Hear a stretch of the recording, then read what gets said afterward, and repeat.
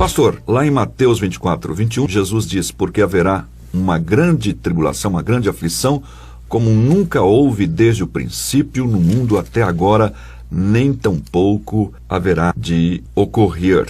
E aí algumas pessoas sempre perguntam, ou ouvem também dizendo que a igreja será poupada deste período de grande tribulação. Outros dizem que não será poupada. E, enfim, há várias correntes e eu vou deixar o senhor aí com a pergunta no ar, tá bom?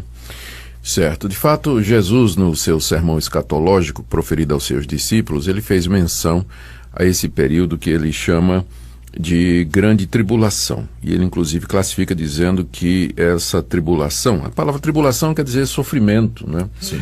Que esse sofrimento, esse período de sofrimento, ele será único. Ele diz que desde o princípio do mundo até agora não houve e nem jamais haverá um período semelhante de sofrimento que virá sobre a terra. Aqui Jesus está, na verdade, repetindo as palavras do profeta Daniel. No capítulo 12, verso 1 da sua profecia, Daniel diz assim que nesse tempo se levantará Miguel, o grande príncipe, defensor dos filhos do teu povo, e haverá tempo de angústia, a qual nunca houve, desde que houve nação até aquele tempo. Mas naquele tempo será salvo o teu povo, todo aquele que for achado inscrito no livro.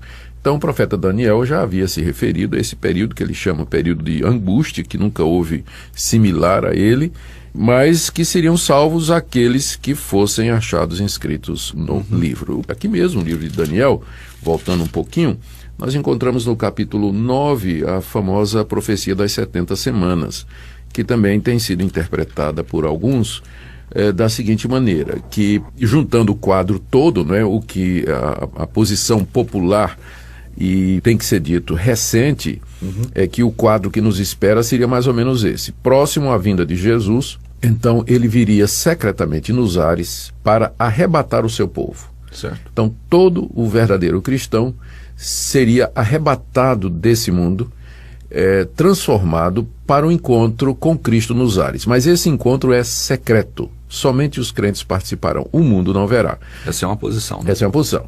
E aí, então, depois que a igreja for arrebatada do mundo de forma secreta, começa o período de grande tribulação, que os estudiosos, né, dessa linha dizem que será de 7 anos. Sim. Então, durante esses 7 anos, surgirá o anticristo, que terá um domínio sobre todo mundo, vai perseguir os judeus, particularmente, e vai implantar o seu reino sobre a terra.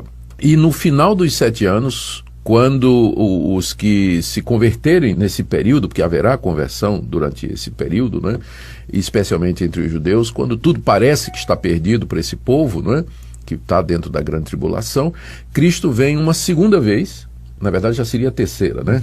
A primeira quando ele encarnou, a segunda silenciosamente para arrebatar a igreja, e agora vem uma terceira vez pública, né? E aí ele esmagará o anticristo numa batalha fenomenal, apocalíptica, e então instalará o seu reino milenar aqui na Terra. Certo. Então, dessa perspectiva que a gente chama de dispensacionalista, ou alguns pré-milenistas, a grande tribulação é um período de 7 anos de sofrimento sobre a terra, debaixo do controle do anticristo. A igreja terá sido arrebatada antes e será encerrada com a vinda de Cristo para destruir o anticristo. Certo. E começar o período que é chamado do milênio. Bom, essa posição, Nathan, ela é recente, viu?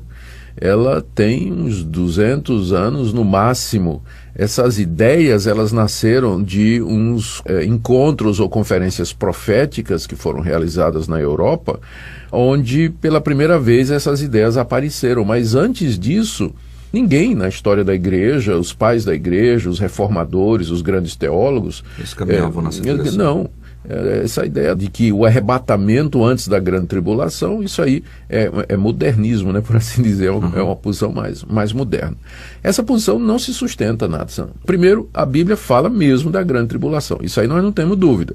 Cremos que antes da vinda de Cristo, o reino do anticristo será instalado, e ele haverá realmente de impor o seu domínio sobre as nações. Será um período de grande sofrimento, de grande perseguição, como nunca houve.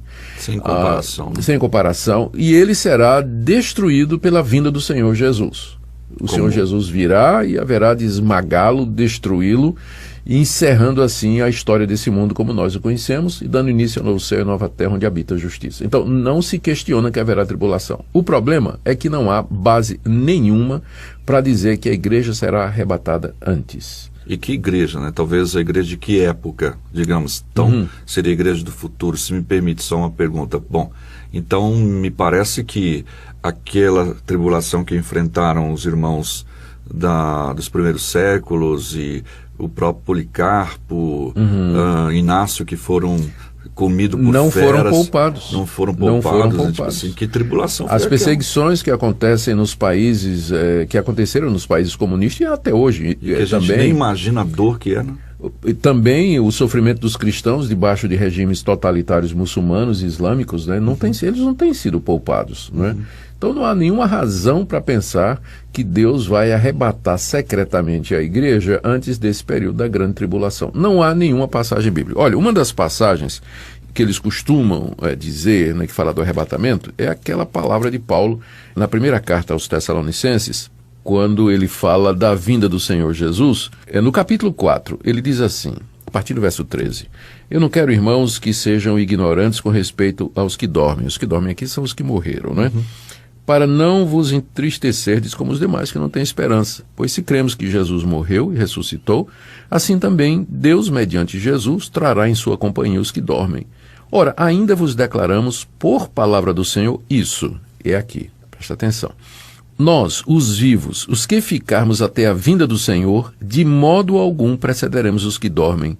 Porquanto o Senhor mesmo, dada a sua palavra de ordem, ouvida a voz do arcanjo e ressoada a trombeta de Deus, descerá dos céus, e os mortos em Cristo ressuscitarão primeiro. Depois nós, os vivos, os que ficarmos, seremos arrebatados juntamente com ele entre nuvens para o encontro do Senhor nos ares, e assim estaremos para sempre com o Senhor. Consolai-vos, pois, uns aos outros com estas palavras. Então eles dizem, está aí, Jesus está falando do arrebatamento. Sim, ele está falando. E de fato, quando o Senhor Jesus Cristo vier em glória, duas coisas vão acontecer. Os mortos ressuscitarão e os vivos serão arrebatados, ou seja, eles serão tomados daqui da terra, elevados para o encontro do Senhor, com o Senhor Jesus nos ares. Sim. Mas isso não é um evento, Natsan, não é um evento misterioso, oculto, secreto. Porque olha os termos em que Paulo diz aqui, ó. Ele diz, o Senhor, dada a palavra de ordem, ouvida a voz do arcanjo. O arcanjo é um anjo que está no topo da hierarquia. A voz dele, não é? vai ressoar. Vai ressoar no ressoar. E ressoar da trombeta de Deus. A trombeta era um instrumento que era usado para convocação pública. Quando a trombeta era tocada, era ouvida a quilômetros de distância, né? Imagina um anjo. Imagina um arcanjo tocando uma trombeta. O que é que tem de silencioso nisso, secreto, misterioso? Não tem nada. Então, é a vinda do Senhor Jesus. Não tem isso de arrebatamento secreto antes da grande tribulação. Por que a igreja não passaria na grande tribulação? Você já disse, não é? Não tem nenhuma razão histórica, porque houve outras tribulações. Não houve igual a essa que vai haver. Mas a igreja já passou por grande sofrimento e Deus não... Aqueles que estavam passando... Deus não livrou. Eles foram até o fim, não é? Passaram por grande sofrimento. E a igreja que passará pela grande tribulação é a igreja de Cristo que vai estar aqui nesse mundo, não é nenhuma outra igreja ou qualquer tipo especial. Deixa eu voltar aqui às palavras de Jesus que você citou, lá em Mateus. Ele diz aqui, ó, aqueles dias serão de tamanha tribulação como nunca houve desde o princípio do mundo que Deus criou até agora e nunca jamais haverá. Aí ele diz assim, não tivesse o Senhor abreviado aqueles dias, ninguém se salvaria. Mas por causa dos eleitos que ele escolheu, abreviou os dias. Ou seja, os eleitos vão estar lá.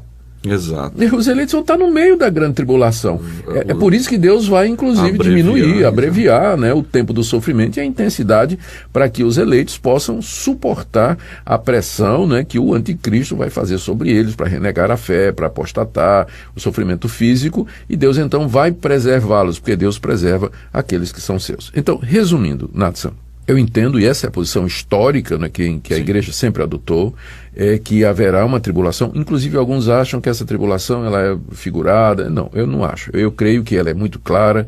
Haverá um período de grande sofrimento para a igreja, de grande perseguição, provocada pelo crescimento do reino do anticristo, e que vai anteceder a vinda de Jesus Cristo. Nós não sabemos quanto tempo vai durar e quando é que ela virá. Sim. A igreja não será poupada desse sofrimento.